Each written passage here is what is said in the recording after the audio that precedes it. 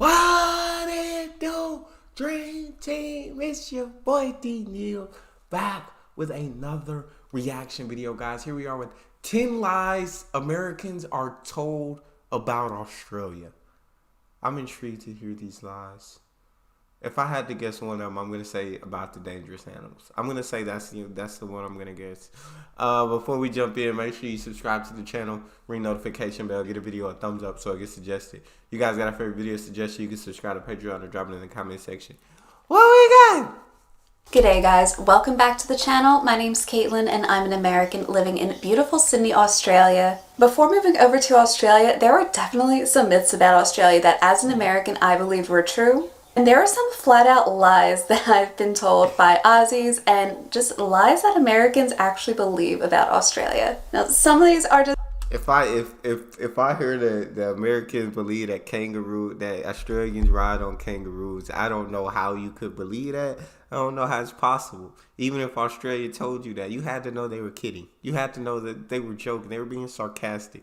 But I feel like that's a lie that's going to come up too. And just lies that Americans actually believe about Australia. Now, some of these are just Aussies having a little bit of fun and poking a bit of fun at Americans who really don't know anything about Australia. And some of this is definitely from the media, from cartoons that we've seen. Here are 10 lies that Americans have been told about Australia. So grab a bicky, grab a cuppa, and let's jump right into this video. Give it to me. So we're just going to get the first one, the most obvious one out of the way, and that is that everything in Australia is trying to kill you. I have to say, as an American who's lived in Sydney for over a year now, I can say for certain that I have come across one deadly animal the entire time I've been here. And even then, it's not really that deadly to adults, and that is a redback spider over here. Well, it doesn't mean that Australia isn't home to some deadly snakes and some venomous spiders and sharks and jellyfish and crocs, but overall, this isn't something that the average everyday Aussie is going to run into over here.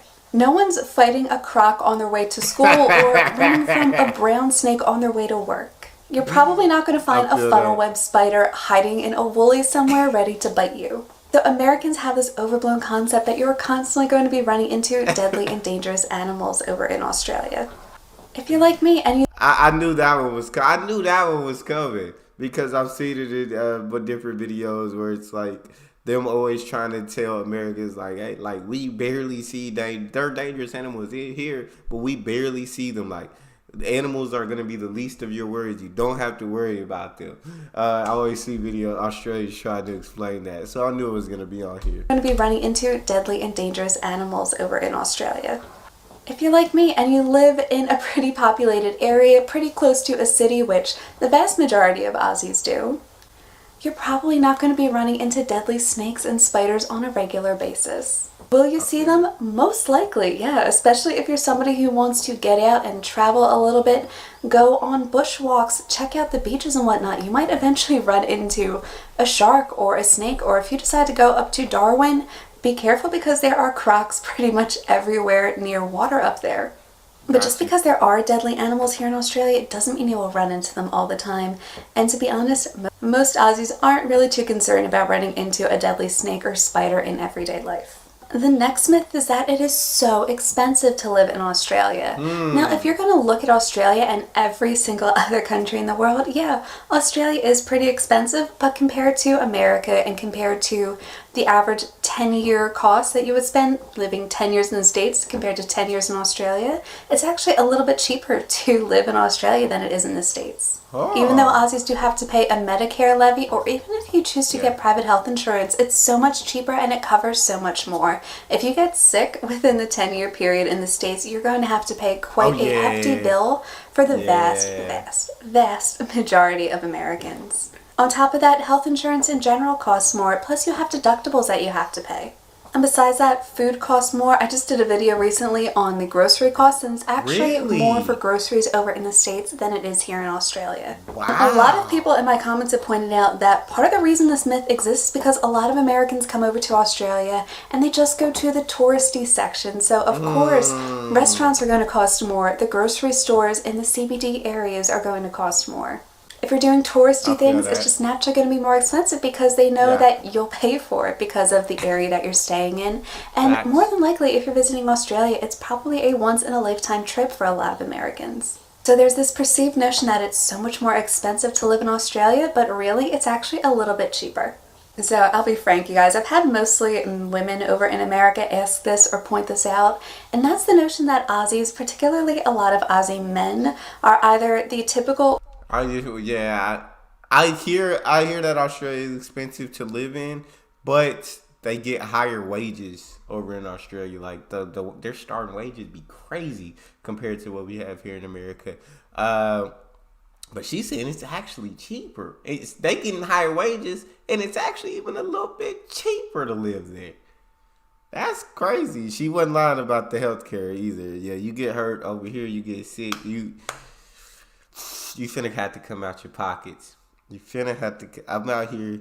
I'll be out here gambling with no health insurance and just praying. Nothing happens to me. Just praying. And so far, I've been good. It's probably been a year and a half since I haven't had health insurance, and I've survived. But I'm going to have to get it at some point before something does happen. And that's the notion that Aussies, particularly a lot of Aussie men, are either the typical surfer bro types, the whole blonde hair, blue eye, beach body types, or they're basically Mick Dundee, Crocodile Dundee. That's definitely the stereotype, and I know so many Aussies who are nothing like that at all. I recently married an Aussie who is nothing like that at all. At the end of the day, Aussies are just as varied and culturally different as Americans. Australia is a huge culturally diverse country. And there are people with different backgrounds, different religions, different races, and people grew up in different types of homes and different environments. You're going to find the good, you're going to find the bad, you're going to find a ton of people in between as well. So no, not all Aussies are the blonde hair, blue eye surfer types, and not all of them are basically little versions of Crocodile Dundee. The fourth one comes so much from American commercials, and that is Australians drink Foster's beer. Because the slogan is Foster's, Australian for beer, and that's really the only sort of Aussie beer that Americans ever hear about or know about. Exactly. When it comes to spirits and breweries and distilleries, typically a lot of Americans don't really know that much about Australian alcohol. I mean, I have a bottle up here of Yellowtail, and there's only 3 major types of wines that you can get at pretty much any wine and spirit store over in the States. And I call them wine and spirit stores because that's what they were called in Pennsylvania, where I was from.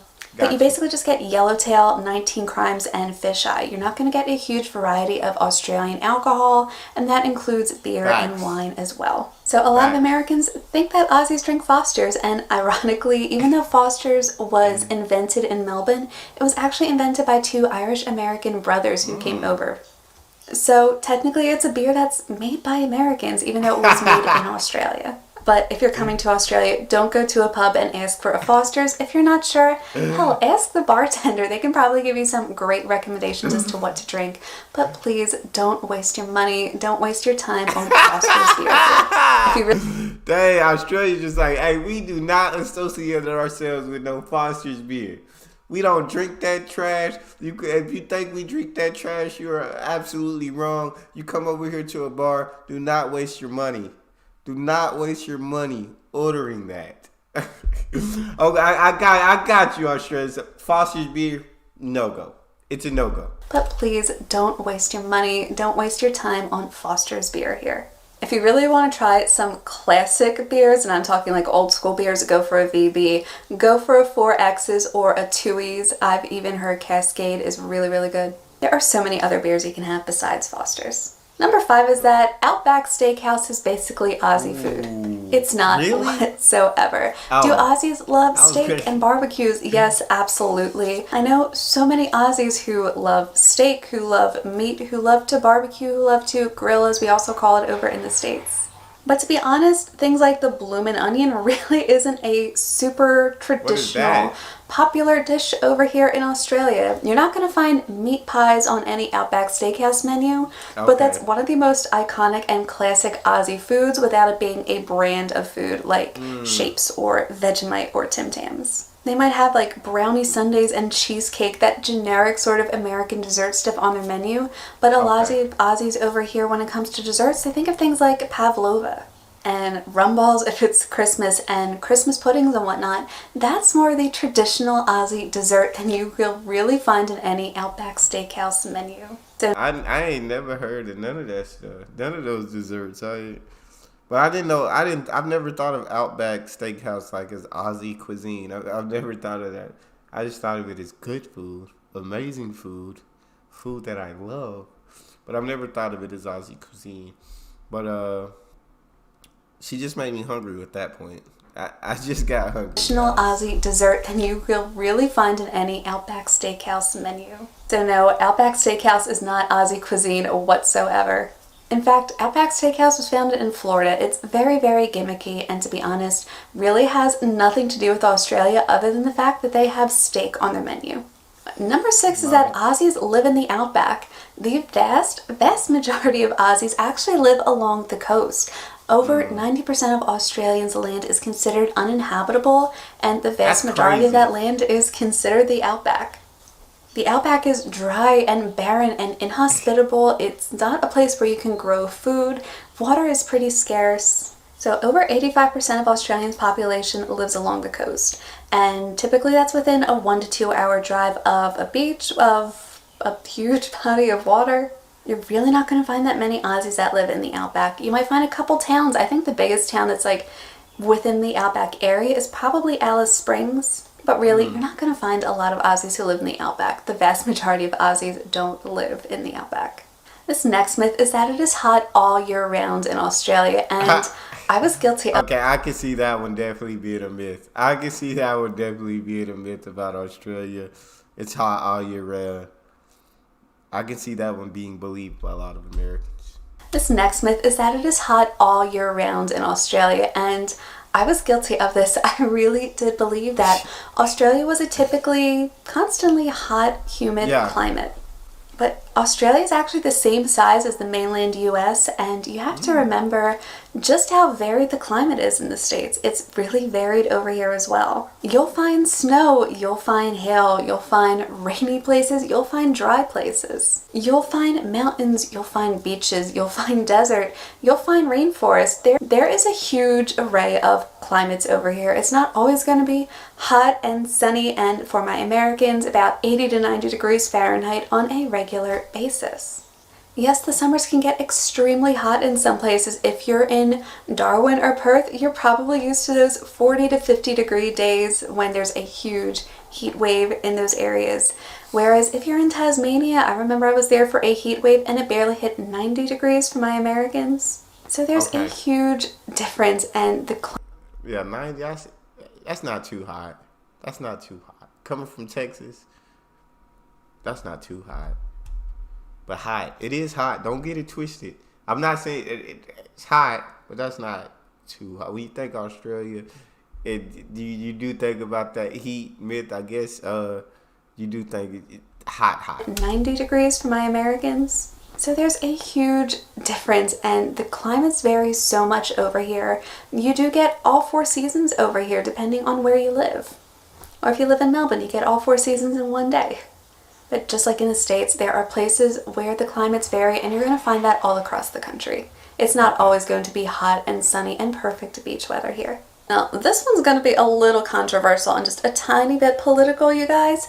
But number 8 is that Australia is considered a nanny state. What's that So mean? with COVID and the lockdowns and whatnot, a lot of Americans saw Australia at its absolute worst, which is when people were locked down in their homes. They couldn't go more than 5Ks away. They couldn't visit relatives or friends or family outside of that 5K radius. And another one that I hear all the time is, oh, Australia took away the guns. Guns are banned in Australia, so it's such a nanny state over there.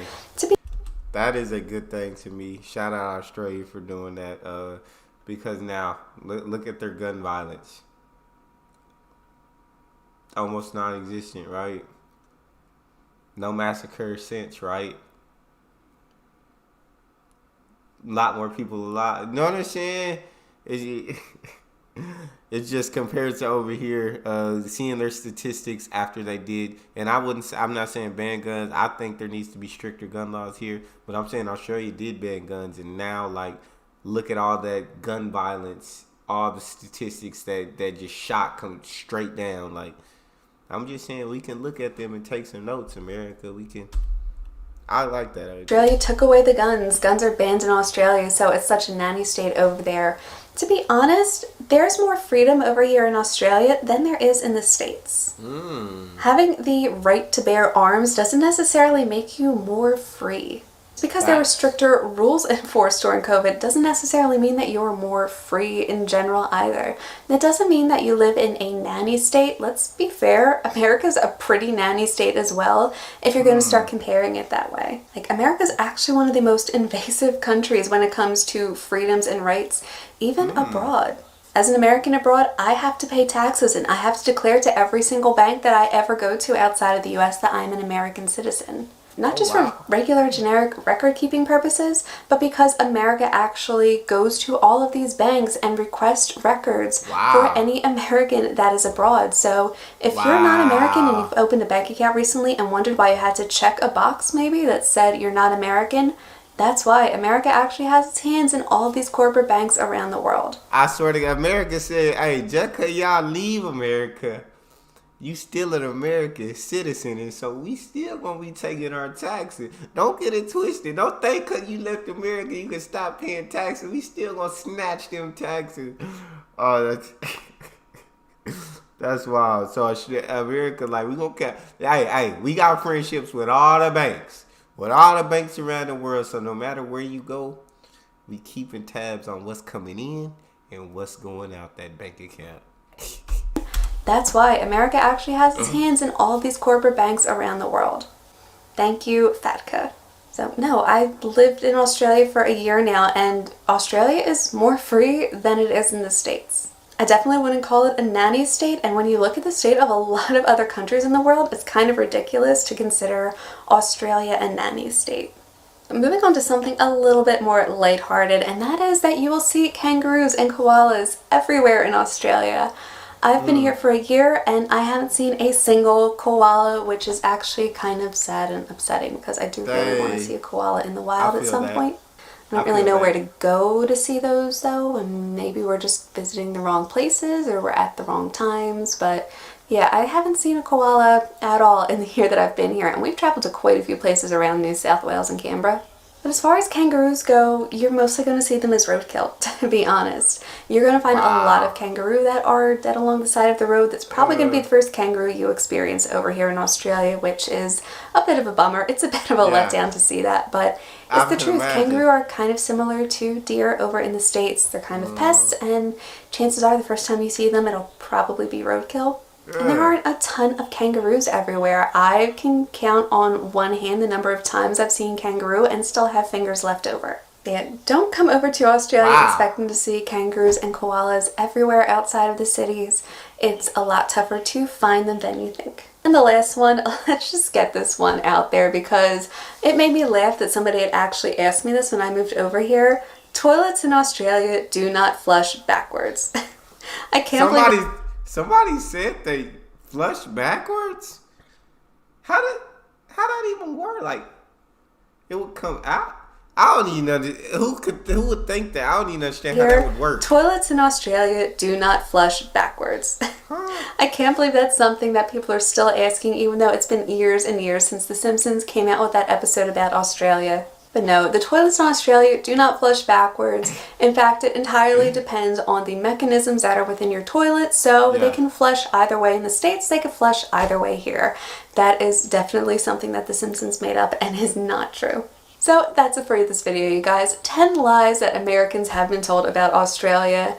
Were you expecting these? Were there any that surprised you? Let me know in the comments down below, you guys. If you could, please hit the like and subscribe button, especially the like button, because apparently now YouTube also really cares about likes and comments more so than they did before. So if you did like this video, I'd appreciate it if you gave it a like, you guys, and I will see you in my next video. Bye. I would appreciate it as well. But that was a good video. I rocked with that. That's all we got for this one. You guys got a favorite video suggestion? You can subscribe to Patreon or drop it in the comment section. Subscribe to the channel, ring notification bell, get a video a thumbs up so it gets suggested. Social media and Patreon are all up top. If you want to subscribe to any of it, put all the links in the description. All you gotta do is hit the link, follow me, talk to me. Love talking to you guys. You guys are the most incredible team on YouTube. It's your boy D Neal. Out.